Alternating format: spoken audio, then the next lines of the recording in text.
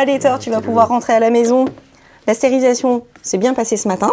On a pu vous donner toutes les consignes. L'objectif, je voulais vous voir aujourd'hui, c'était pour parler alimentation. Comment ça se passe à la maison et qu'est-ce qu'ils mangent jusqu'ici?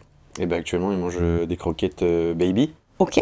Donc depuis la stérilisation, effectivement, les besoins énergétiques vont être modifiés et réduits de 20% sous l'effet hormonal. Et en parallèle, on a une augmentation de l'appétit. Donc il va être très important d'aller changer l'alimentation et non pas de réduire la dose de l'aliment que vous lui donnez aujourd'hui. Donc la stérilisation, elle modifie beaucoup le métabolisme nutritionnel chez le chat. Et on va donc aller chercher un aliment qui couvre ses nouveaux besoins. L'objectif, c'est d'apporter un aliment qui soit suffisamment riche en protéines et de bonne qualité pour maintenir la masse maigre. Un aliment qui soit pas très calorique, donc une teneur limitée en lipides et en glucides. Et puis parce que le chat est également prédisposé à la fabrication des calculs urinaires, on va apporter une teneur modérée dans certains minéraux, justement pour que le chat ne fasse pas de calculs urinaires. Aujourd'hui, Thor, est-ce qu'il mange des croquettes, de la pâtée, un peu des deux? Pour l'instant, il mange que des croquettes. Ok. Est-ce que vous avez déjà essayé de lui faire goûter la pâtée? Est-ce qu'il aime?